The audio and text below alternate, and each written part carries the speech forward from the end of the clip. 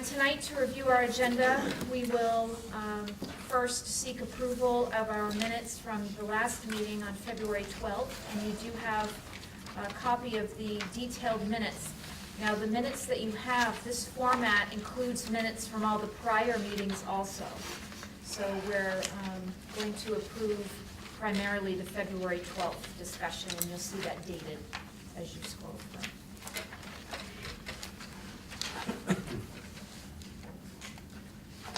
I'll make a motion to approve the minutes as written. We have a motion? Second. Second, all in favor? Great, minutes are approved. We'll roll those into meeting history. Yes, and just so you all know, you actually are seeing the minutes also at your board meetings at the beginning of each month for these meetings too. So you're generally seeing it 2 times.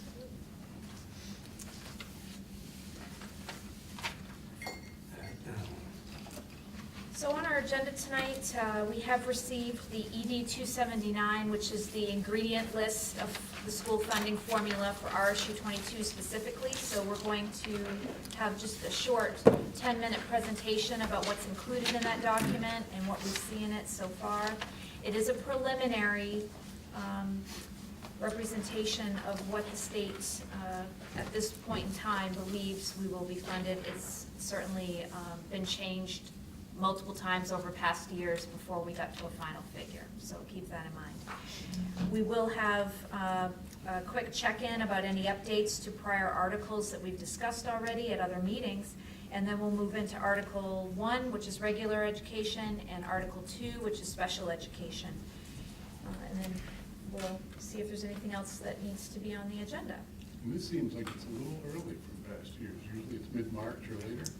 So last year we discussed Article 1 and 2 on May 1st, so we are substantially out of the gate in a different configuration this year. So as we've said at every budget meeting, what we're bringing you is what we know and best anticipate, but we certainly have ongoing conversations with staff and admin and then here at the budget committee, so we'll be coming back with updates as we need to. So let me open an document for us. Right up on the big screen.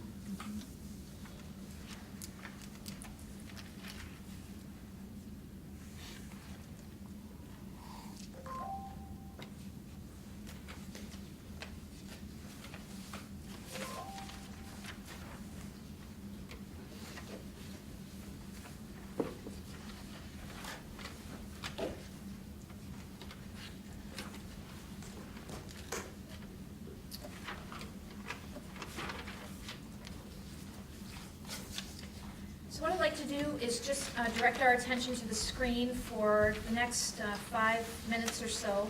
I just want to go over some basics of the 279, then we'll speak about the figures that we actually see on our report. So to get an idea of what's included in the ED 279, our funding formula basics.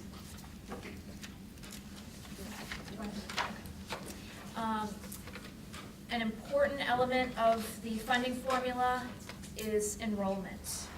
We do have a survey that's taken of our enrollment every year in October, and that is used along with a figure from the prior year of 2017 to come up with our enrollment average that's used to calculate. Staff positions are counted on the ED 279. We have basic counts of students that are enrolled in particular programs in our district. We have weighted counts that actually provide for students to have a bit more funding if they are participating in a certain category of education. Targeted funds are funds that are expected to be utilized towards student groups that have particular needs.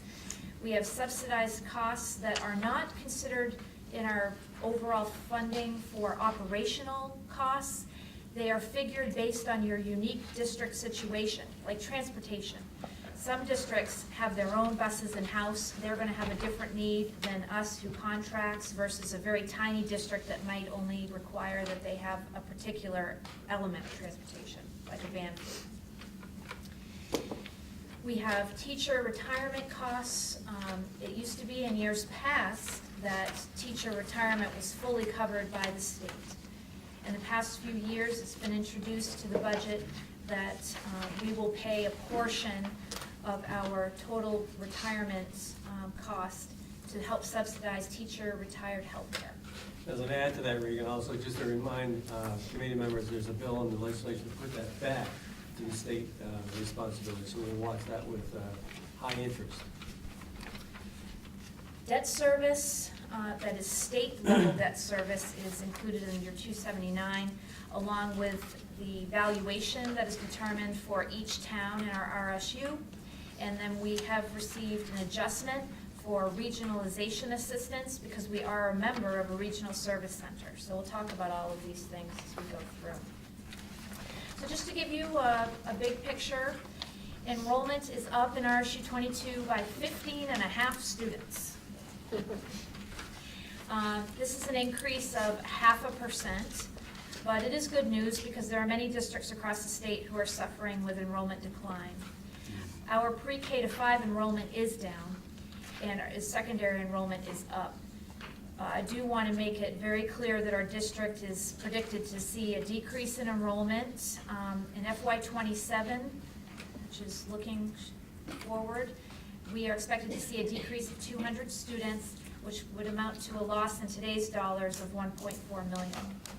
So Rob, if I may, I want to maybe over-exaggerate that point for you people that are going to be here for the next 5 to 7 years. You're going to have to pay very close attention to that.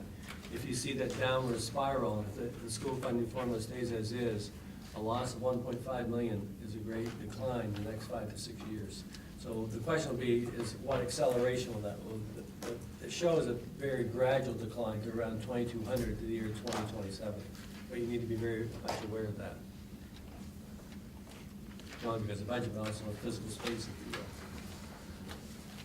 So staffing, relative to the ED 279, we have staffing counts for teachers, librarians, ed techs, library ed techs, school administrators, guidance, health, and clerical staff. Those are all subsidized costs.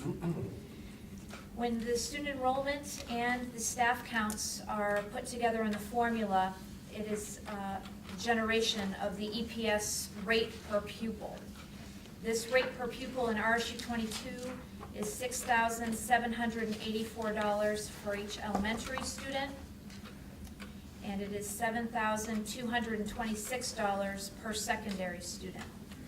That is not what we end up paying per pupil, because we have other costs in our budget that are not going through the formula and are not subsidized by the formula. But that gives you an idea of what the state is looking at for us getting subsidy. So I just want to talk to you about what the weighted counts are so that you are aware. We have weighted counts for pre-K students, pre-K to 12 disadvantaged students, and English learners. So when those pupils are subsidized, they have a count greater than 1. Targeted funds are assigned a targeted amount by the state. So we have pre-K to 12 assessment targeted funds, and those are at $50 per pupil. And then we have technology targeted funds, and it is $109 per pupil if you are in elementary, and $327 per pupil if you are in the high school.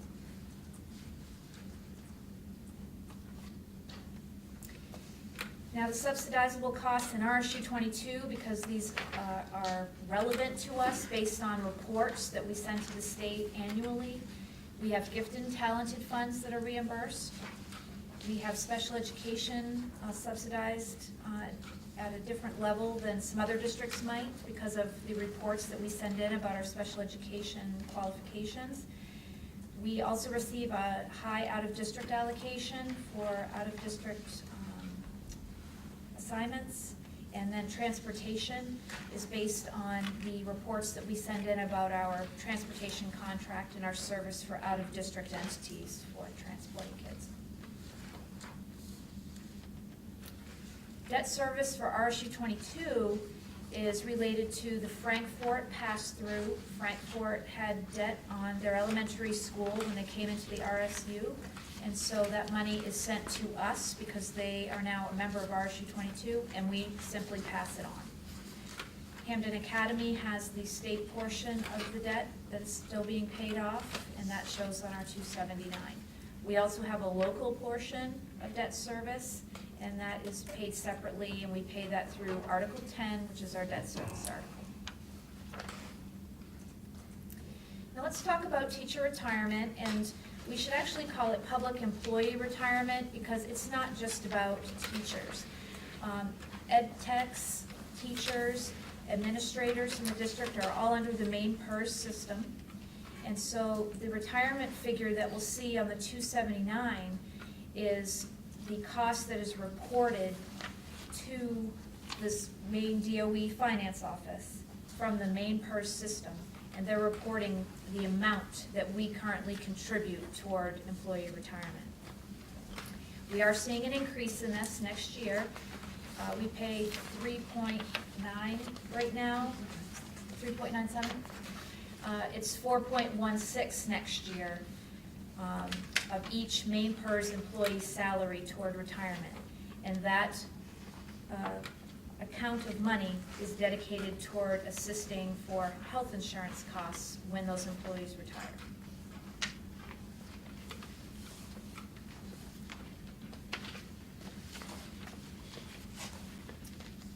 One of the most significant parts of the ED 279 is determining each local community's contribution toward the school funding formula. So state valuations are determined for each of the towns in our RSU. It's now based on a 3-year average instead of a 2-year average. We also have that multiplied by the mill expectation that's set by the state. The mill expectation this year went down to 8.28. And this decline actually occurred because of increased state subsidy of $121 million over the biennium. So last year that was 8.48, so it's about a 2.5% decrease in mill rate. So I just wanted to put some figures out there for folks to be able to see. These are adjusted local contributions on our 279. These will not be Valuations as well, or just? I have that on another sheet. Another sheet, okay. Yes. These adjusted local contributions are simply the result of what is required for each community to pay in order to get our subsidy level from the state. This is not what the towns will end up being asked to pay. That will probably be an increased amount depending on how our budget shakes out and if we ask for additional funding over these subsidizable costs. So at this time, we do see that each of our towns' adjusted local contributions have gone down. And that is a result, of course, from the mill rate. And the valuation. And the valuation. And the valuations, if I recall, were almost flat or very slight increase? There were slight increases. So the number on the left, on my left, is what we paid last year, and then the number on the right is what they went down No, by? It's a change from last year. the adjusted local contribution on this chart is what's being asked for FY20. Okay. And it shows how much it has declined since last year because the mill rate went down. So in other words, Frankfort, right now, we're projecting to be down to $668. Now, last year at this time, when the valuations had a pretty sharp increase, Mhm. and the mill rate went from 8.18 to 8.48, I believe this is where we were starting with about a 6.5% Correct. local contribution increase before we even looked at budget. That's So correct. this is actually a nice turnaround from last year's news. And hopefully this will be enacted as such, Right. because remember, this has Right. not been approved Right. by the legislature as well. Any other questions on that? So we do belong to a regional service center called Spruce, and we participated in this last year, and we were able to garner $46 per student. This year, the rate has increased to $94 per student if you participate, and we have a total adjustment of $152,823 because we participate in those activities with the regional service center. That's on your next to last page of your sheet that we can pass out to you. Next to the last, if you see 152,823. Section 5A, excuse me, P, 5B.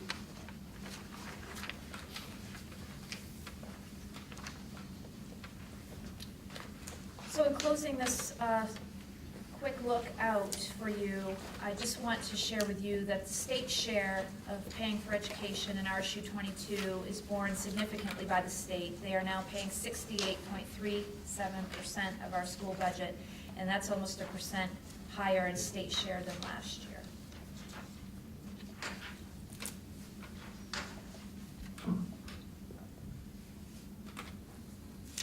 Is it with adjustments, or with adjustments, it's almost 69, isn't it?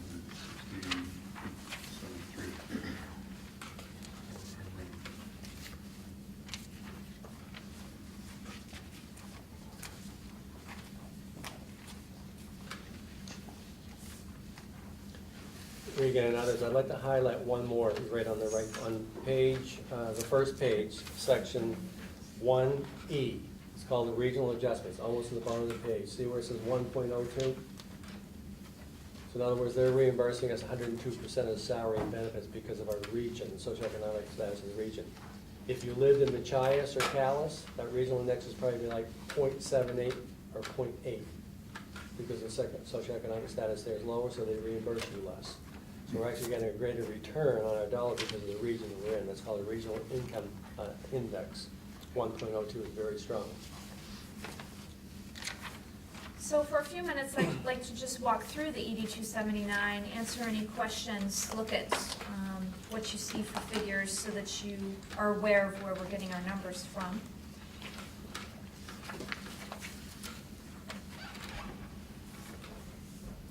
So section 1 on page 1.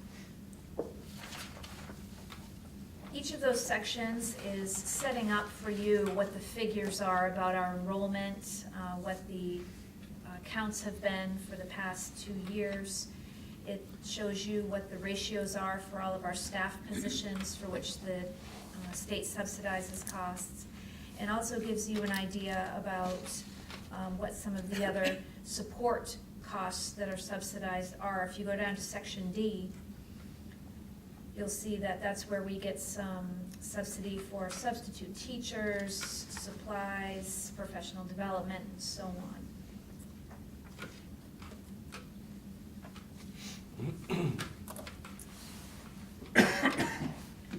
If you go to page 2,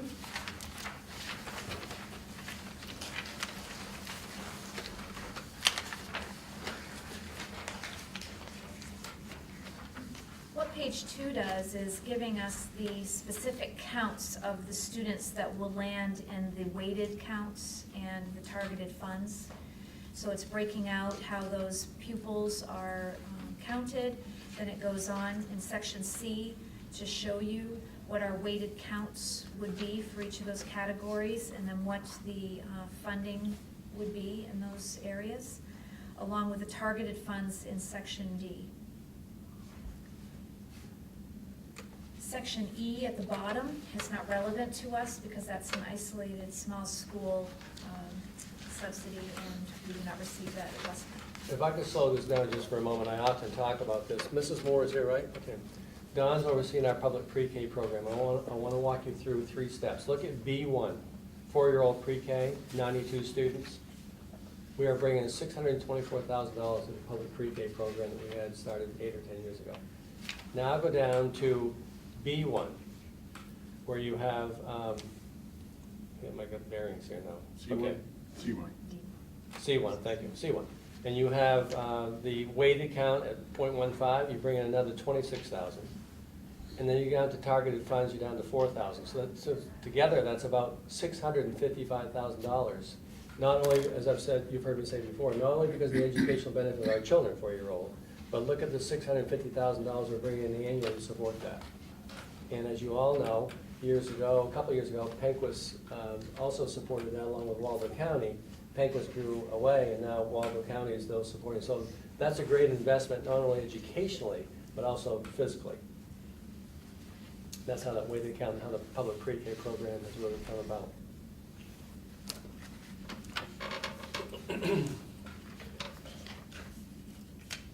Any other questions about weights or? How is that determined, the disadvantage? Is it free lunch, is it? Is that pupil average calculated for 2-year-old average, or is that an average each year? It's an October count each year. Yeah, yes. It used to be an October and April That's average, correct. but it's no longer done Yeah. that way. All right, we'll just move on to page 3 then. Section 3 is where we see the subsidizable costs, and those costs are unique to each district. And in our district, we have the gifted and talented, as I said. You'll see our special education allotment through subsidizable costs, and we also have our transportation. We do not receive a approved bus allocation, which is A5, because we don't own our own buses. So the allocation comes to us for contract transportation. So by comparison, they're saying this is a sort of a subsidy based on their analysis. Right. Mhm. Of our And if we go reports. back and look at a previous article, transportation, I think we carried 1.38, so we're higher than their calculation because of the rural, or just this situation we have with busing, about 1.3 versus 1.13. And I also would say to you that the reporting is behind our current budget because we had to, right? Lags. So, yes. All right, section 3B, you'll see that teacher retirement amount that RSU 22 is assigned, 574,000. And as I said, that includes ed techs, teachers, and administrators who are in the main career system.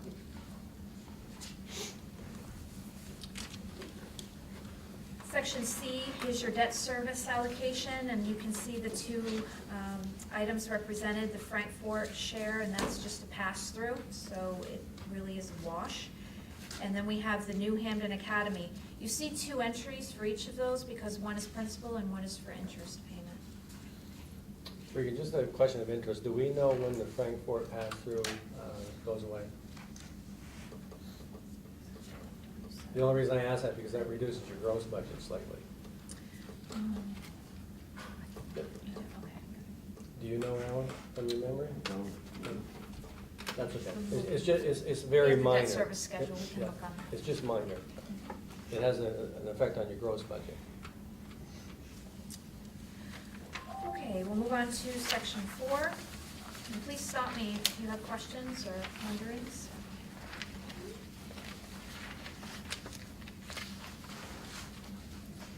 Page 4 is breaking out the 4 communities in RSU 22 and how many pupils each of those communities is sending to our school system, along with any debt allocation that is broken out to that community, and the teacher retirement and subsidizable costs. If you go down to section B, it shows the state valuation for each of the municipalities and the expected mill expectation. Those are calculated, and over to the right-hand side, you'll see that same chart I represented. Those figures are there for you, for what will be expected from each community to receive the full subsidy.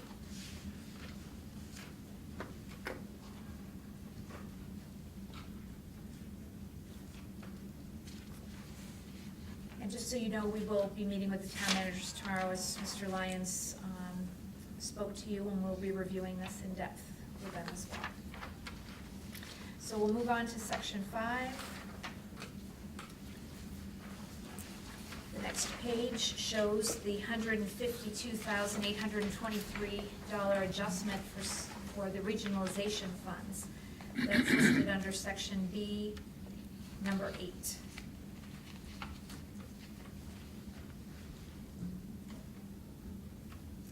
And then the full calculation is done to come up with an adjusted state contribution, which this year will be $19,690,033.63, if this is enacted. So we will wait with this preliminary figure and continue to use it until we hear differently.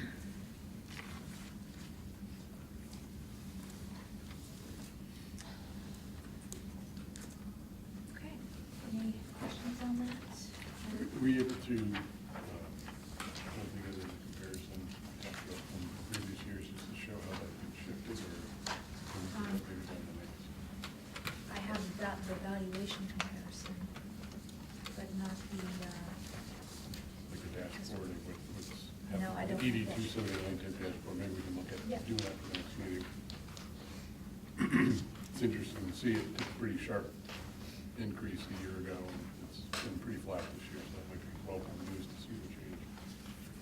Could we also, before the next meeting, look into, you mentioned is it a reporting gap or just a state recognition of the lag of the transportation? That's a $250,000 difference between what they're saying and what we're allocating. It's a big enough number, we might want to dig into why is there a difference? Is it, is formulaic, in which case it doesn't take into account every road and Sure, where it is, yes. so. I just have one question, and we're not involved, but I'm curious what the main care C is. Do you know what that Could is? you repeat that? On page, section 5, B 10 and 11, it says less, the main care seed. I assume that's seed money, but I'm curious what that refers to. We don't know, because it's never been part of what we, I don't know. yeah, okay. Yeah, it's based on special ed. Lynn can probably talk to the specifics of it, but our subsidy is reduced for the special ed services.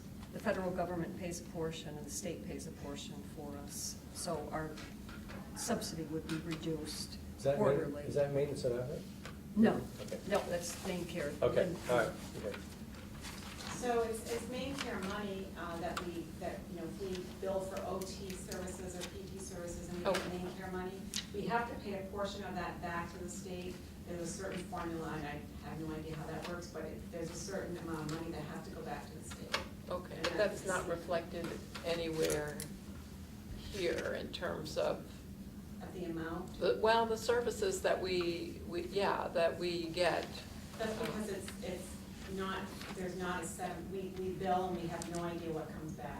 That'd be It's- federal, that'd be revenue, it would not be in this, that's right, federal revenue. Okay, thank you. Mhm. Rob, you point out every year, which you've done a nice job, I want to go back and maybe just accentuate this briefly. We're basically floating around a $30 million budget, which the state pays 2/3 of it. Correct. So when you think about, because sometimes people think, oh, RSU 22 have a $30 million budget, that's true, but the state is paying 60, almost 69% of it now. I think I've seen it shift from 67 to 69, or Yes. somewhere in that realm Yeah. over the past 3 budget cycles. That's correct. And in fact, I was looking at Bangor the other day, don't quote me on this, but they used to be 50-50, they've dropped down, they're like 47, 48% now, state receiving. Yeah, yeah. All right, any other questions on ED 279 and what we're seeing in that? Actually, we could probably hold off on that transportation, dig into more data. We're gonna bring it back up in April 30th, so maybe we'll wait We'll be right back to and it. talk about it then. Well, they base that on the prior year's expenditures at 101.7% increase. So it's based on So we give expenditures. it an inflation value of 1.7 for inflation, for It's 1.02. transportation, or 1.02. Not much of a, No, so they're a year behind our actual cost. Yes. yep, and for the gifted and talented and the special ed. Hmm. Do you have a question? Yeah, my question has to do with on the front page, the staff positions, B, Yes. and the interplay between the EPS calculated full-time equivalents and the actuals. Yeah. And is there a benefit or a penalty to be under what EPS or over in these categories? Because we're under, 2.4 teachers and, kind of here and there, up and down a little bit on some of these. And so can you explain how that works and what you're looking at there? So, if the actual FTE in your school district is above the EPS recommendation, then the ratio that is used as the multiplier will be below 1.0. Or said maybe differently, is if you're above the EPS recommendation, then it's a local expense, if you're exceeding what the state will identify. So as Regan pointed out, look at guidance, for example, using it as only an example. We're 0.96 because we're 0.3 above. The one above it, conversely, we're below the formula, so they reimburse at 1.02. And to answer your question, we use it kind of as a guiding barometer to say, okay, let's look at school administration, for example, because sometimes people gravitate to school administration. EPS recognizes 7.9, we're almost one below to 7. So as the superintendent, I can defend very strongly that we have a very, a corollary is very positive because the state recognizes we should have actually one more.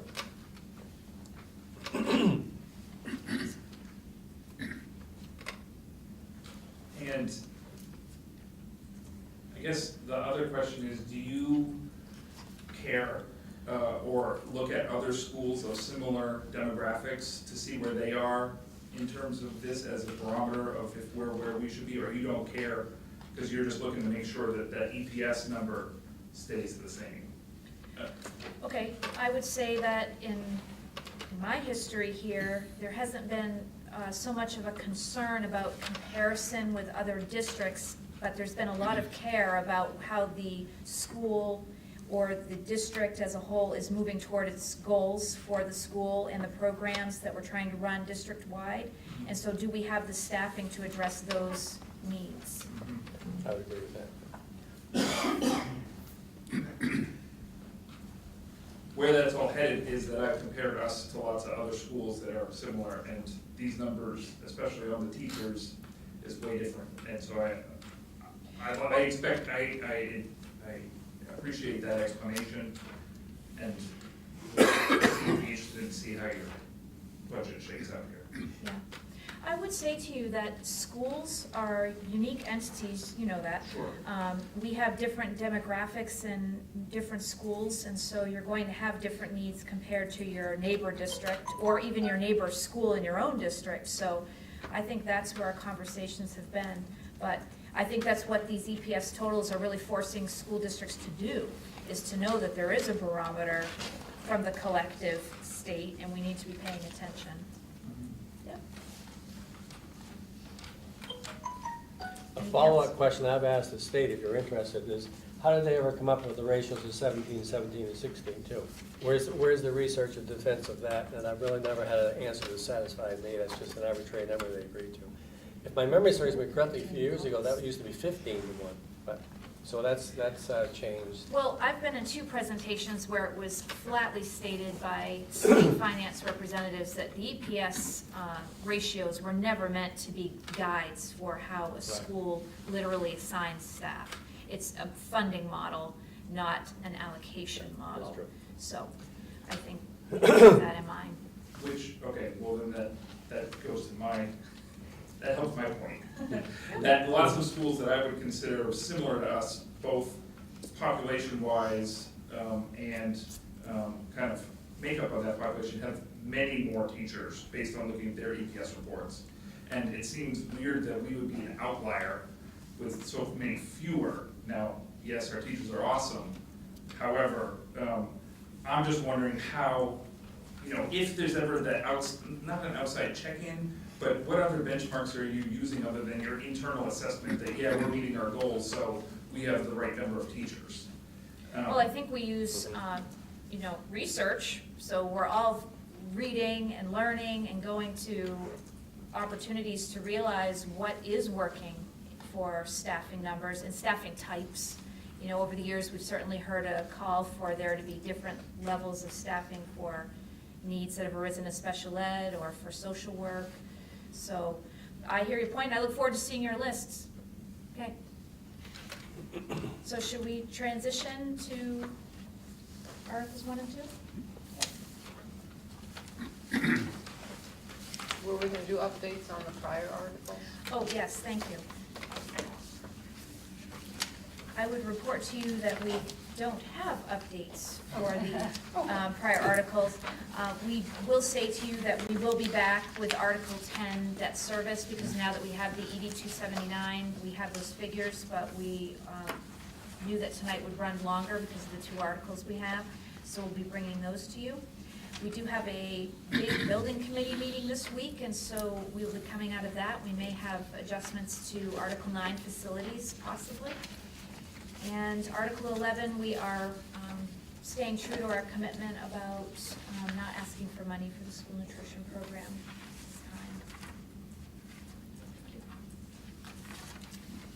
this time. Okay, Articles 1 and 2, we'll start with Article 1, and in your packets, you do have printouts.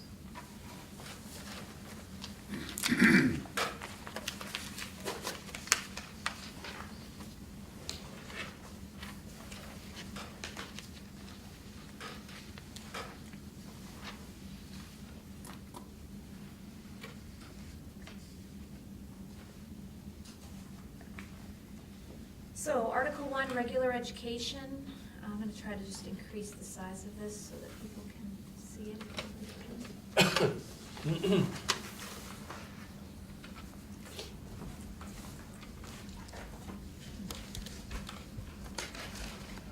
We do have a proposal for $11,975,682.71.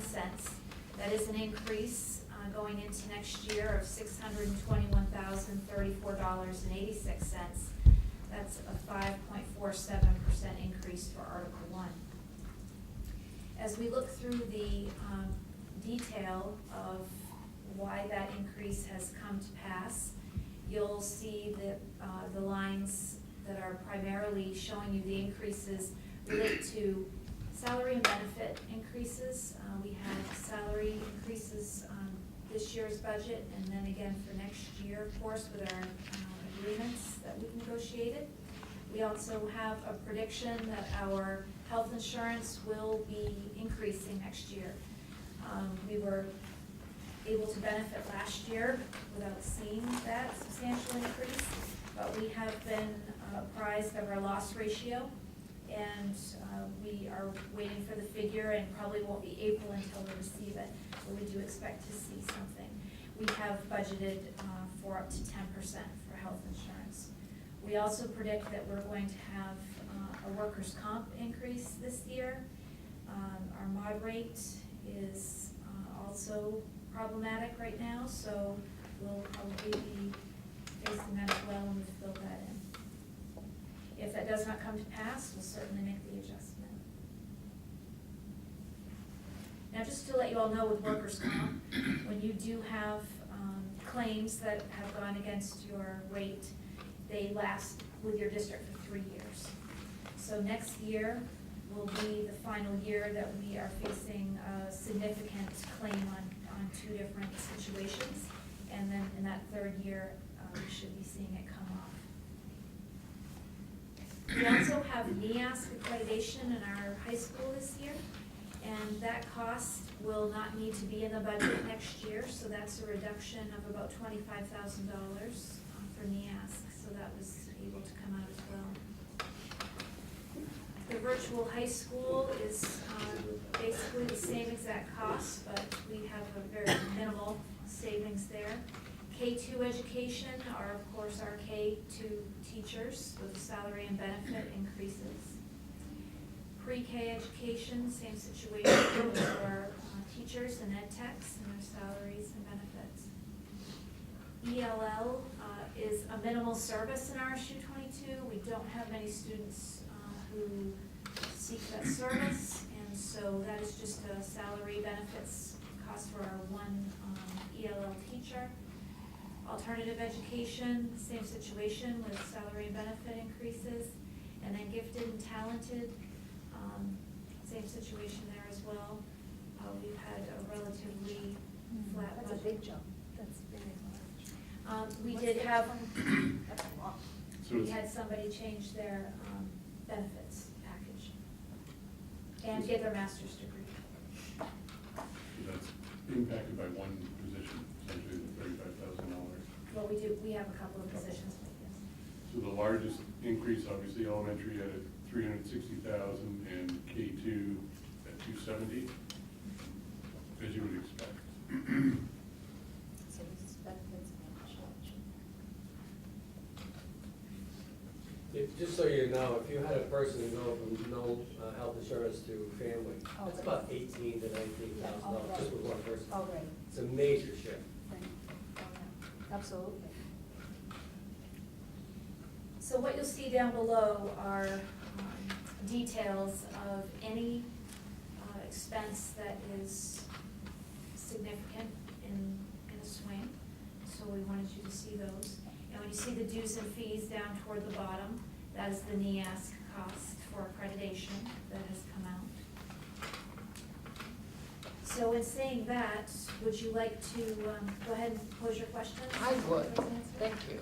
I went through the SAU consolidated plan that was submitted last year and noted some items that I'd like to see whether they've been included in this budget. Sure. So one was a recommendation for funding for low-income AP exams for low-income students so that they could take AP exams. Is that in our budget?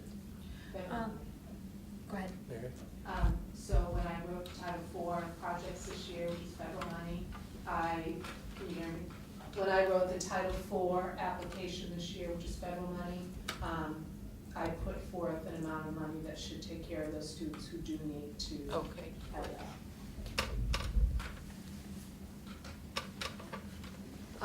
I noted a need for training on student information and learner management systems, some additional training, time for that. Is that in the budget? And you saw it as student information systems Mhm. in the, okay, yes. That's our Power School training, and we do budget for that to happen. Mary budgets for that, and we That's send also people to federal Massachusetts to have that done. Okay, so there's sufficient funds for that. Mary also accentuates some federal money. Now, when we say federal money, you're talking about chapter, Title II? Title I, Title IIA, and Title IV. Okay. Great. There was a suggestion about a dedicated coordinator for NBT certification. That's We have National that in Teacher place also through Certification. Yeah. federal Yes. money. So a dedicated coordinator for that, is that in the budget? It's in federal. That's federal too. There was a concern about having sufficient social work time for Wagner and Smith. It sounded like what's available, or what was available when that was written, was not sufficient. So has additional time been written into this budget? We contracted, starting in this fiscal year, with Acadia for services, and yes, we have that, and Okay. yes. But I'd let the principals speak to that, John and Richard. Sufficient social work with what we added through Acadia. We Yeah. intend to keep it for next year. Is it sufficient? I guess that's my concern, is that from things I've been hearing at meetings I've been going to, it sounds like there's a greater demand than we have the capability of meeting right Yeah. now. I mean, is it sufficient? I think we've had a huge increase in mental health issues over the last couple of years, and certainly it's welcome and it's a huge support for our students. Is it sufficient? I mean, that question, it depends, right? It depends on your demographics and who's in the building. But I'd say right now, at the middle school, they're very busy, our social workers, and they're a big help. I would like welcome to- the increase. I would like to suggest that we, I don't know how much, but that we increase our budget over whatever this year has been paid for that time, so that we can at least increase on some level the services that we offer.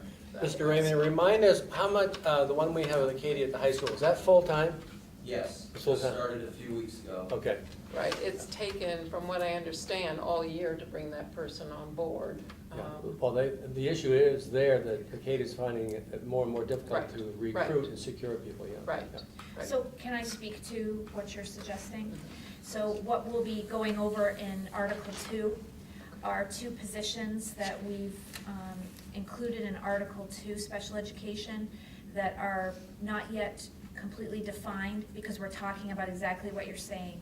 We're talking about not necessarily a social work position, but potentially either maybe a BHP, a behavioral practice worker, or a dean of students service of some sort. So I think we're on your track, and we just need more time to isolate what it is that will really hit the mark. Something that, thank you. Something that really stood out for me in reading this is planning time, cross-content planning time, time for vertical alignment discussion, time for data analysis discussion. I know that it's happening, but it sounds like there is not enough time for that. And time equates into money. We need to pay our staff if we want them to utilize and to do this in order to improve ultimately our record on student achievement. So I'm wondering if that is built into this budget. Have we expanded the amount of time that we can make available to our staff? So we haven't added a financial side to that. Those are discussions we have in creating our district calendars, so that we can have our early dismissal days for the staff to get together across schools and across grade levels. So principals, would anyone like to speak to time that your teachers have for vertical discussions? How is that happening in your building? And we also have, Marianne, so you know, we have PLC time in the elementary schools, and we give back comp time for the time that those teachers are coming in early on certain mornings to do that, or staying after school. Mary Ann, let me respond to that, given where I am in my tenure. I have a strong passion for this, and actually we've gone the opposite way. I can speak about this publicly. We negotiated a teacher contract to reduce the teacher work year. If I had my way, if I were a commissioner for a day, we would negotiate and pay teachers appropriately for 200 to 205 days a year, where they can do exactly what you said and don't have to hire subs. We don't displace instruction, and we can do rich professional development, but it's only going to come if we modify the teacher calendar that's been in existence for 150 years. And I hope that the next 5 or 10 years in public education, you folks can do that. So when you say adjust the teacher calendar, is that a state thing? No, that's our That's our collective. local, When we negotiated with our teachers this year, the teacher work year was 184 days, and we Okay. agreed to reduce it to 183. so they want more time to do these things, but they're not willing to put that into their contract. That's a fair Is summary. that- That's true, that's true. Okay, But your question, I don't want to amplify it again. I wholeheartedly agree with what you're advocating. We need to change that through the collective bargaining process. okay. So when we sit down, when you folks sit down with the teachers next time, the reference point is the work year is 183. Float that up to 203, like 203 is 20 days work, and start there, and pay the teachers accordingly. If you can do that, then you receive a gold medal. Thank you. Instructional coaching, particularly in math. I've heard at different meetings that, a frustration that there isn't enough time allotted for the coaching. Math is, as everyone knows, is a weak area in all of our schools. Are we going to see some additional time, or money budgeted for time to increase instructional coaching? Mary, you want to respond to that first? We currently do have in the budget a request for a full-time instructional. That's in this budget. Yes. And we also have in Article 1 tonight, we do have a math interventionist position at Weatherby School. So Mary, let me, on that one, what you said, is it a math coach that we've got in the That would budget? be the primary focus for the particular position we're looking at. But So it's we not would- but it's not a math coach? Well, It is a math coach? it probably would end up being fully math, but we still have our halftime instructional coach too. And that person looks at everything. So we're gonna have a full-time and a When we part-time. get to that, I want to talk about that. Hmm? When we get to that, I do want to talk about that, because we had talked before in our committees that it would be a math coach. It is going to be. Okay, so we need to name it a math coach? So that's going to be in Article 5. Okay, so when we Okay. get to that, Yep. yeah, perfect. Right. April 9th. Article 5. Article Article 5 5. because, what's Article 5? That's Student where and it's staff support. That's where it's paid from. Oh, okay, all right. Also noted a request for more STEM opportunities. Is that in the budget to Yes. increase the amount, I'm looking at more. Yes. We have derived a partnership with the University of Maine RISE Center, and it's going to be a technology-based STEM opportunity for middle school. And then at the high school, there are new course offerings that involve STEM and specifically technology, engineering. I believe, Mary, tomorrow night, that's on your education committee agenda, is it not? Yes, Yes, so that will be overviewed tomorrow night, Mary, at the of the committee. new courses Yeah. at the high school. Look, 1966 last year, where schools could choose to either say the proficiency-based diploma or not. We acted to not say the proficiency-based diploma. Saying the proficiency-based diploma means you have to track those standards at a certain level over 4 years, and that was the biggest challenge in our software, is it didn't do that. Okay. So now with that bill being passed, that is not necessary to track it that way. Thank you. One of the concerns I had was the fact that McGraw didn't have the kind of technology that it seems the Smith School has, where every child has access to computers. Have we budgeted to make sure that the students at McGraw have the same quality of availability as our other schools? Devices and programs. No, we haven't. The devices at Smith School were introduced as part of the school improvement process, and so we have not moved to do that. What we do have in our budget are moves on technology, which you'll see in Article 5, student and staff support. But it is a refresh at the high school level, a refresh at our 6th grade level, so that we can push down some technology. But we're expecting to push that into Weatherby School because they are the age group who is required to test on the MEA platform. And so Mrs. Briggs did speak with us at her meeting that we had for budget around what she has for iPads in each of her classes. I think it's 3 to 4 per. It's at least 4. At least Not 4. 5, yeah. And so we talked about ways that we can think about to move those forward, increasing the numbers, but there's not a plan in our budget to get the numbers that Smith School has. We can't even have a small amount. Can we increase that budget line to at least get one more in each classroom? We certainly can talk about that. You'll see on April 9th. Okay, Okay. sure.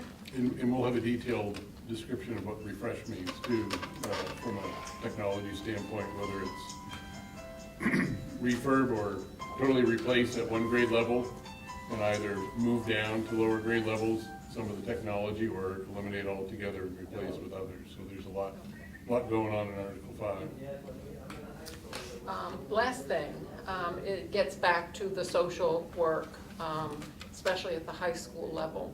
I was really concerned that it took so long to bring someone on board. The school year's almost over. Is there any discussion about actually hiring as a staff person a social worker for the high school? Given the fact that our school nurse needs 2 weeks to get ready, to get meds ready for field trips. that to me is a great barometer of how many students there are that are dealing with issues that a school social worker may be able to assist with.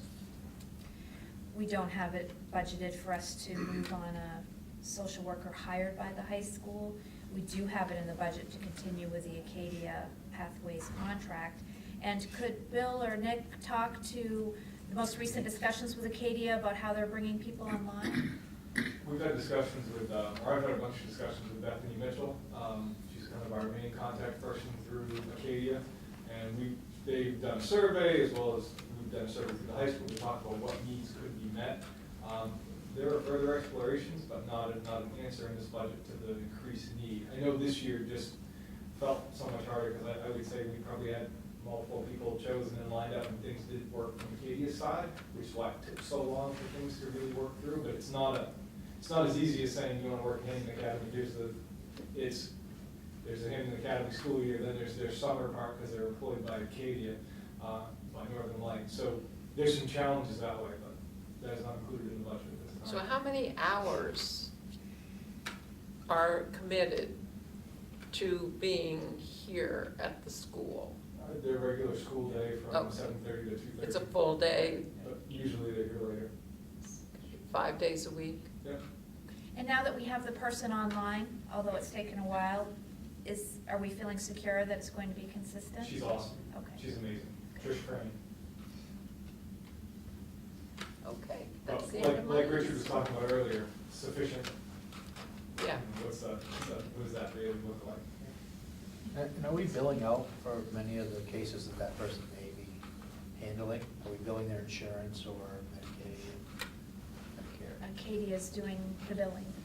Right, but so It's supplementing. it's supplementing the actual cost of that. Yes.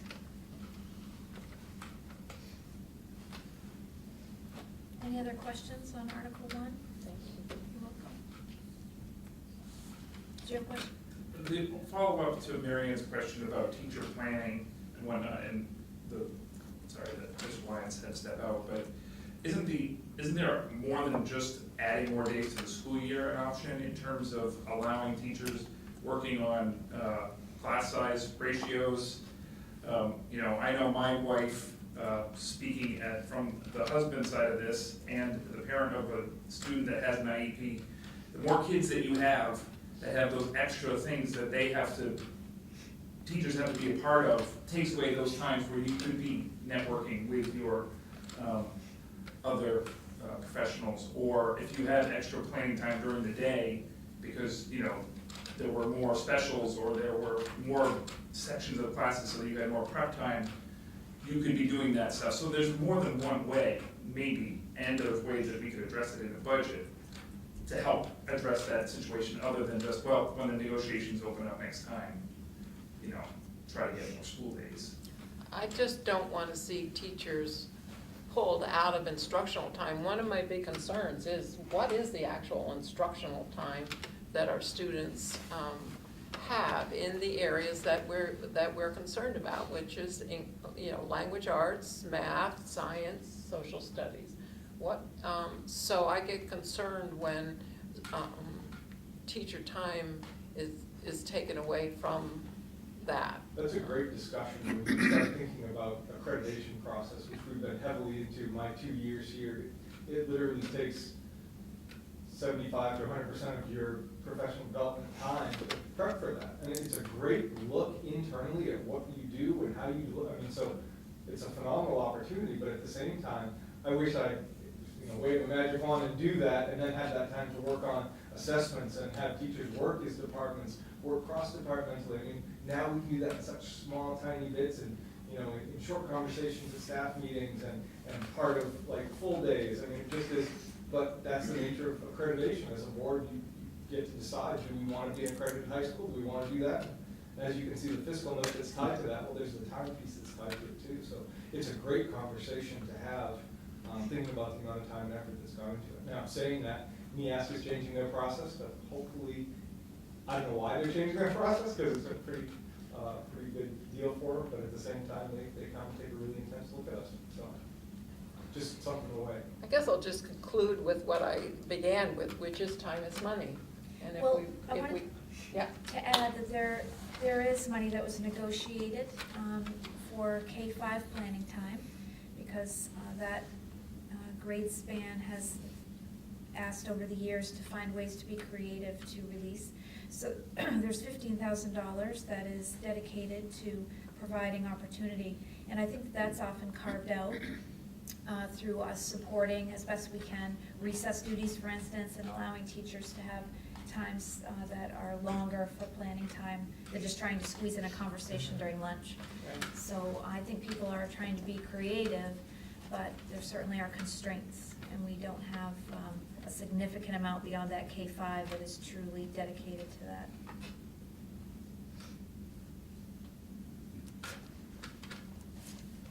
All right. Regan, if you look at this, instructional supplies, down $6,000. Thank you for bringing that Reason for up. this, and instructional supplies K through 9 through 12 down. So we added So let's talk last about year. that. Enroll. So why are we taking it away? Okay, we haven't taken it away. Okay. We've reallocated it, and if you look down the list, you're going to see books and periodicals has increased substantially. And what we've realized is that we are making purchases out of instructional supplies that are curriculum-related materials, especially for Envision math curriculum. Okay. And so what Trish and I have done, called the state, talked to them about where we need to be putting things. We've moved money and added money. So the book and periodicals, you'll see that there's substantial increases there so that we can cover those things. We do have enough money in our instructional supplies budget for next year, since we've moved the curriculum materials, so that we can do a better job of purchasing fall materials for kids and have them at our school buildings, as you've all discussed, rather than having long laundry lists go home of school supplies. Or paperwork. So it looks like that's not the case, but it absolutely is, and I'm glad, thank you for bringing it up, because I wanted to make that point tonight. All right, terrific. Speaking of Envision, there's what is the major change on that this year as far as the rollout to others, or whether it's periodicals or the schools that are more integrated with that? Really, the change is the funding stream, Mary, through federal. I couldn't hear what he said. He's asking about what is the change in the rollout for Envision Math? And my response is that we aren't necessarily changing a rollout of how the curriculum is working or how the teachers are being trained in it. It's that the funding stream is moving into local because we don't have as much federal funding money for those materials. And we also are adding in materials for that STEM partnership with the University of Maine. I was gonna say, on the books and periodicals, for instance, on that increase or even in the purchase as a whole, isn't it the math or the Envision that has a pretty fair share increase? Is that, Yes. across the board, that is where a lot of focus has been on? Because it's a combination of paper, almost like workbook type things, as well as online activities. So we get sort of a dual license, if you will. Just one more question before we move off Article 1. So the numbers that I'm looking at, which are the enrollment on October 1st of each year, show that HA has gained 100 students since 2014. And I'm wondering what research you do or can do to see and objectively when is it time to add positions at the high school when you have that kind of growth of about 100 over 4 years? And so how does that work? Because I'm seeing that you're taking away 70,000 from the high school for next year, which you explained as an ed tech that you don't think you need, and a couple other things.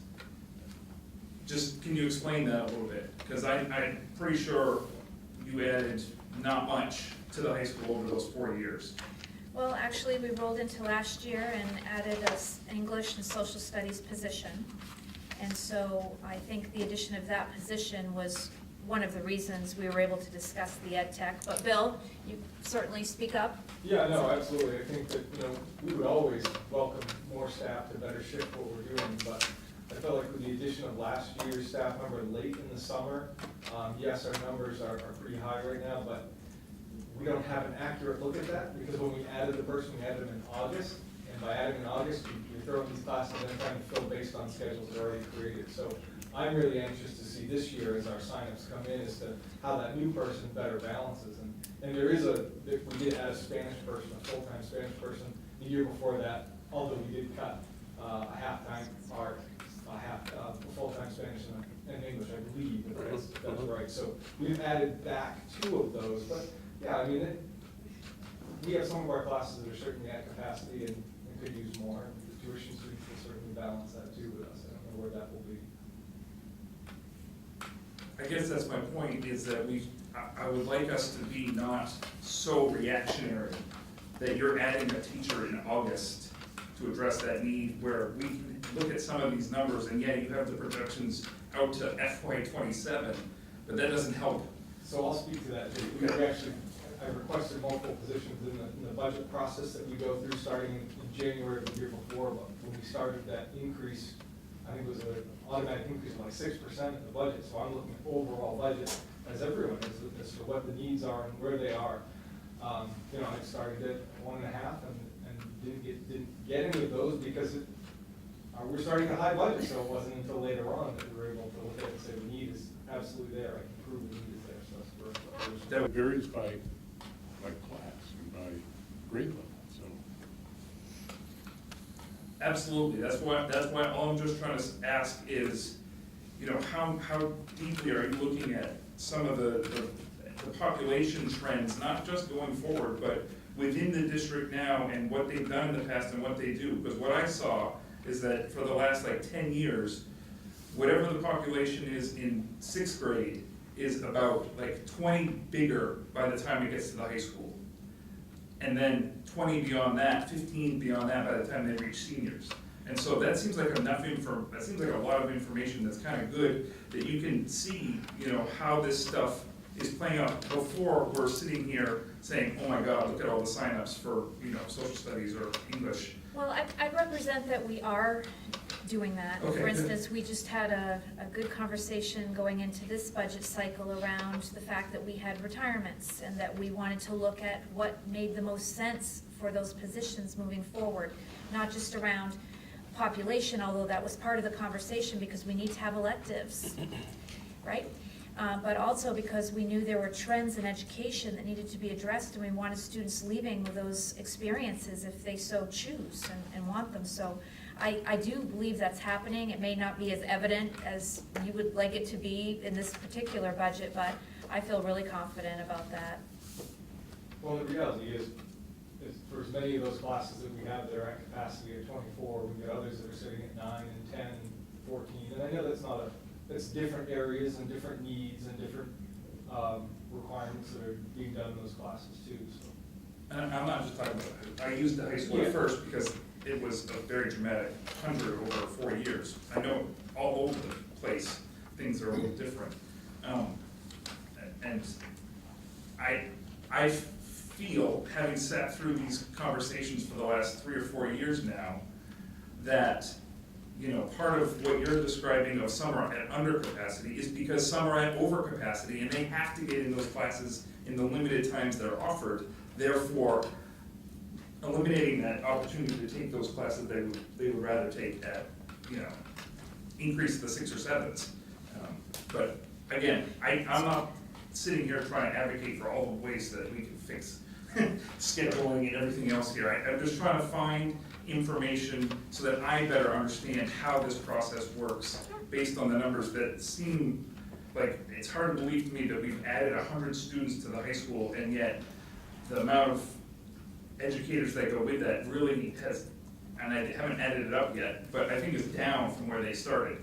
And so that doesn't jive common sense wise in my head. I'm just trying to figure out when the assessment gets made by you folks, and does it happen soon enough ahead of the trend to not be so reactionary that we're hiring a teacher in August, which is probably not when you're gonna find the best candidates for a position. It just, I'm trying to say, can we keep looking forward to make sure that we're capturing stuff that's happening? That we can easily see that is coming at us. I hear your request, and I would like to say to you that I think we have started down that road, for sure. I know that we discussed those things this year. Thank you. So in the budget talks, as you all are talking, you are looking ahead, not just to the next year, but you are making some projections based on the needs that you're seeing. This year, that's where the STEM conversation came from. Bill, wouldn't you Yep. represent that? Absolutely correct. And, Looking at schools around us, looking at what our, that student survey that our two school board members did, student school board members, that's information that came back to us to help us shape that position.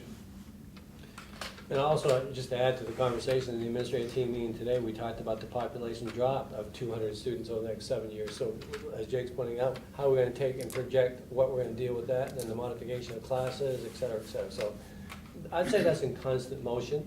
On any given year, people probably think that they didn't get what they wanted, or vice versa, but it's in conversation. Budget used to be 15 years ago, for me, used to be March, April, May. Budget's now July 1 to June 30. So we talk about this all the time.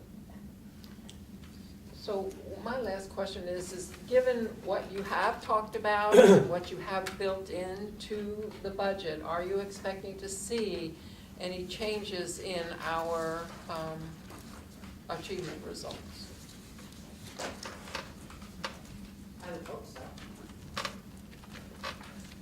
The idea is that I don't mean to just keep, but I look at the challenges we have in some of our areas, and my hope is that with what we're shaping, the students are gonna be able to find a better way to engage in some of the content that they're struggling with on some of those tests. And, you know, I won't say what I want to say about the test, but for the science ideas, we've got different pathways, which you'll hear in education committee tomorrow night, and the courses in the engineering area should also be the same thing in the math pathway. Mary, I don't think my opinion is we can say just because of the budget, you're gonna see then an increase in student outcomes. I want to go back to the question you asked 45 minutes ago. The way to change that is professional development to enrich our teachers and give them the time, the expertise to do that on time that they have, not taking away from their instructional day. And I'm not saying that's the perfect answer, but I hope that if we move teachers to good, rich professional development days, that 20-day that I mentioned, going from 183 to 203, that's how you do that best, in my opinion. Thank you. Okay, I'm gonna move us along to Article 2, special education.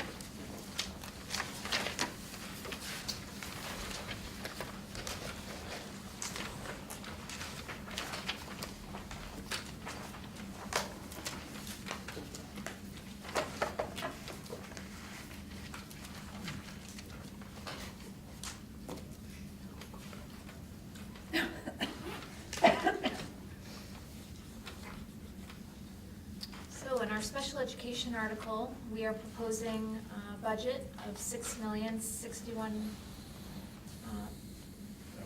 yes, and $719.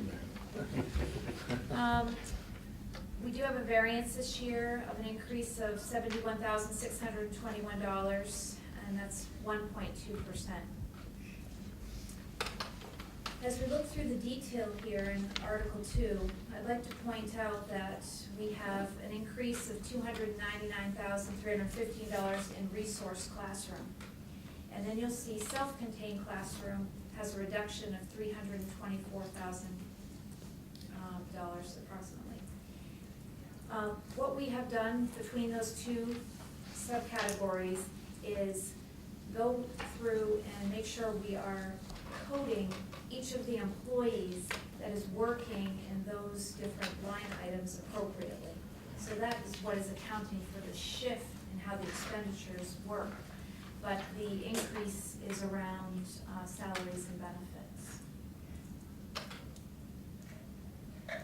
Hospital and homebound instruction in special education are for students who aren't able to attend school. There are different scenarios that lead to this. There are times when special ed students are needing to go into some type of care not provided on our campus, and they need to have tutoring. There are times when there's a need for them to stay at home and just simply receive their instruction. So we've increased the budget so that we can address those issues. Over the last 2 to 3 years, we have seen an increased need for that. Social work, you'll see that there's a very slight adjustment down. That's just simply because of adjustments with benefits and also with our contract fees. The social work is going to stay the same as we have it right now with increase from Acadia into next year. Student psychological services, we see an increase there around salaries and benefits. We also have contracted service providers that serve our students, and they have requested increases for next year. Speech and language services, also salary and benefit increases, along with contracted service increase where that's needed. We do have another funding stream in special education, and that's called local entitlement. That's federal money. And so I will say Lynn is a master with local entitlement. So although we're seeing some increases in our budget, there's another whole context to special ed that is funded through local entitlement, and she does a fine job with that. So that's what's helped to keep our increases down as well this year. OT services, we have increased by 0.2. It's occupational therapy, and we did have an increase in caseload that we needed to rectify coming out of this year, so we put that increase in. Audiology services, we've increased that because we have a need for substitute sometimes when we have a teacher of the deaf who might be out. So we've budgeted for that cost. PT services are coming in flat this year. And then adaptive PE, a small portion of each of our PE teacher salary is spent on adaptive PE. And so that increase is representative of what salaries and benefits ratio they have as a percentage of their service. So we don't have a specific adaptive PE teacher? No, we don't. We have multiple PE teachers that have had the coursework for APE, and they teach it as one of their sections. Interesting. And then special education administration is the title of the next subcategory, but I want to tell you what's inside of that, because that is not all administrative salary and benefits by any means.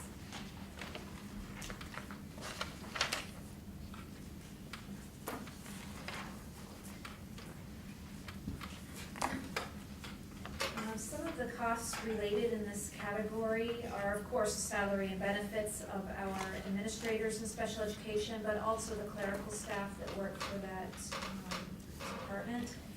We also have professional development for the special ed department, the copier leases, the telephone and postage, tuition that we need to pay to other systems if we're sending students out to other placements, and office supplies, periodicals, and dues and fees that we may have to pay, including dues and fees for Medicaid billing. So just know that that title is inclusive of a lot. And we have been able to right-size the budget in many of those areas so that we're coming in with a decrease.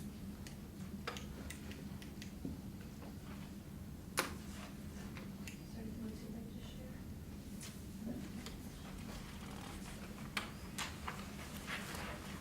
Lauren, anything you'd like to share about the special education? Okay, I'm happy to entertain questions or wonderings.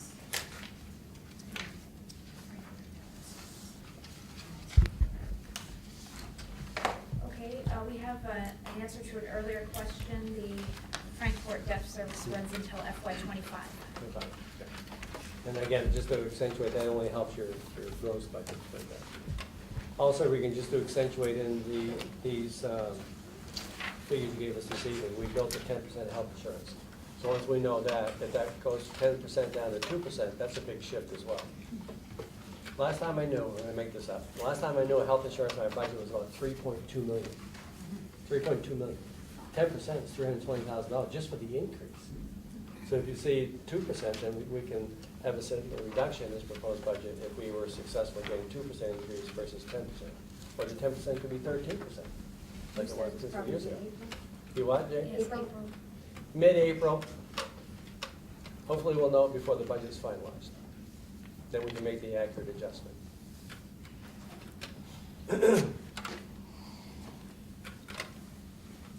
So this article is about 20% of the total state and local school budget, 30 million roughly. What is the federal subsidy that comes through that covers some of the other elements related to that? Local entitlement, How much is local entitlement, Lynn? It varies every year. It's usually 500 to 600,000. Okay. Right What about, here, yeah. varies. What about Title I, Title II, Mary? Title I's about 340-ish. Title II's about 70-75, and Title IV is a little over 30,000. So you're pushing, Rob, just under $1 million. Yeah.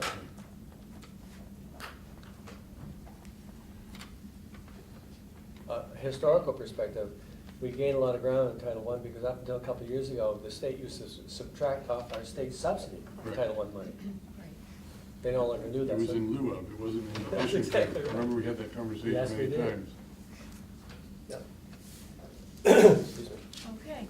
So, seeing no other questions on special education at this time, I'd like to move forward to say that our next meeting will be on March 25th.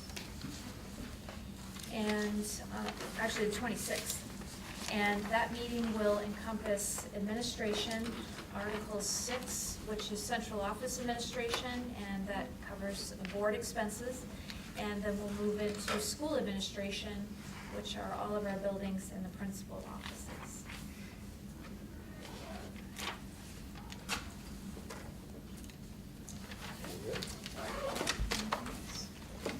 Any other questions from committee members or the public? Okay, thank you. Motion to adjourn. Motion to adjourn.